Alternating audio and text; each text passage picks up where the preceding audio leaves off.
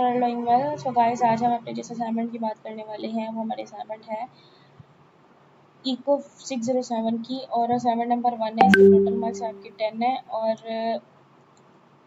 Assignment को discuss करने से पहले मैं आपको बताते चलूँ कि अगर आपको पेड असाइनमेंट सॉल्यूशंस चाहिए तो आप मेरे साथ, मेरी टीम के साथ रब्ता करके with an affordable prices assignment solutions ले सकते हैं।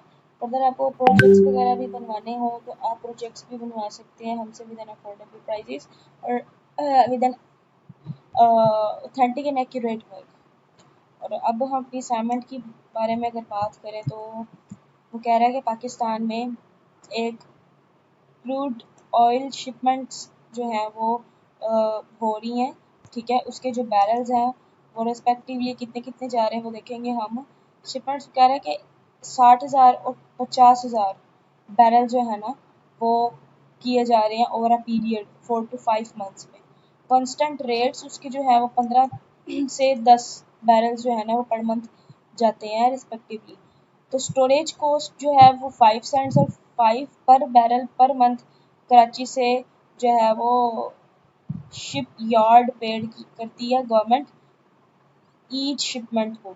तो कह रहा है कि अगर स्टोरेज कॉस्ट को हम देखें, स्टोरेज कॉस्ट फंक्शन को देखें तो वो हम उसको किस तरह से डिफाइन करेंगे, उसको हम इस तरह से इसके अकॉर्डिंगली हमने डिफाइन करना है जो आपको दो बता रहे हैं आपको वैल्यूज़।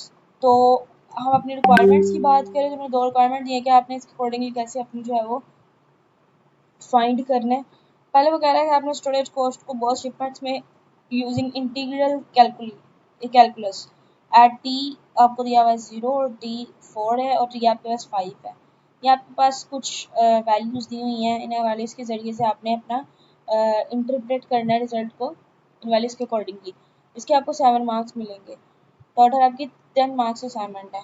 तो determine the total combined storage cost of the both shipments, present comprehensive summary of the findings. कह रहा है कि आपने फिर उन वैल्यूज़ को कंबाइंड करने के बाद जो उसकी स्टोरेज कॉस्ट निकालनी है उन शिपमेंट्स की, वो आपको comprehensive summary of the findings, मतलब उसकी समझने वाले को जो है ना वैल्यूज़ को कॉम्प्रिहेंसिव करके कॉम्प्रीहेंड करने के बाद आपने उसको एक फाइनल समरी उसकी जो है ना लिखनी है, वो आपकी 3 मार्क्स की है।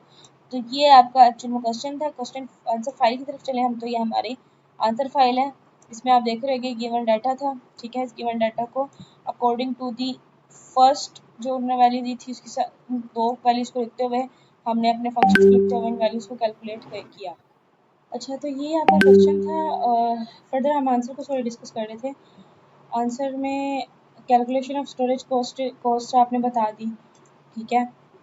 और उसके बाद ये आपकी दूसरे जो 2 आपको बताई हुई थी उन्होंने, ए और बी 2 पार्ट्स दिए हुए थे। शिपमेंट 1 में आपने किस तरह से वैल्यू को पुट करना है, ये वो है सारा, ठीक है। उसके बाद शिपमेंट 2 जो आपका है उसमें आपने इस तरह से वैल्यूज़ को पुट करना है, ठीक है। उसके बाद इंटरप्रिटेशन में आप देख रहे होंगे कि आपको किस तरह से आपने किस तरीके से जो है वो करके वैल्यूज़ को पुट किया था और क्या आपका लास्टली आंसर आया, ठीक है। उसके बाद टोटल कंबाइंड स्टोरेज कॉस्ट आपकी ये है। उसके बाद फाइनल टेबल अब की अगर बात करें तो देखिए शिपमेंट 1 की आपकी 6,000 जो है वो आपका यूज़ हो रहा है, और शिपमेंट 2 में आप देख रहे होगे कि आपका 6,250 यूज़ हो रहा है। टोटल कंबाइंड कॉस्ट आपकी ये है।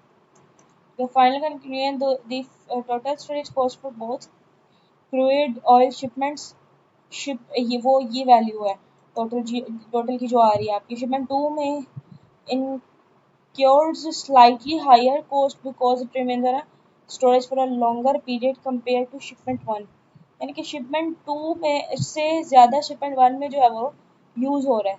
फाइनल कंक्लूजन में ये आपको बताया हुआ है। तो ये आपका फाइनल और एक्यूरेट ऑथेंटिक सोल्यूशन असाइनमेंट का ये था आपकी जिस तरह से आपने अपने असाइनमेंट का सोल्यूशन लिखना था। होप सो आपको असाइनमेंट की समझ आई होगी। अगर किसी चीज़ की समझ नहीं आती तो आपने कमेंट बॉक्स में पूछ लेना है। और आपको पेड असाइनमेंट सोल्यूशंस का मैं बता चुकी हूँ। तो मिलते हैं एक न्यू वीडियो में न्यू असाइनमेंट के साथ। चैनल को सब्सक्राइब करना मत भूलें, वीडियो को लाइक भी करें और अपने फ्रेंड्स के साथ भी शेयर करें ताकि उनके पास भी सोल्यूशंस जो हैं वो पहुँचते रहें असाइनमेंट्स के। तो अपने घर वालों का बहुत सारा ख्याल रखिए, मेरे लिए भी दुआ करें। अल्लाह ताला आपको भी कामयाब करें। अल्लाह हाफ़िज़।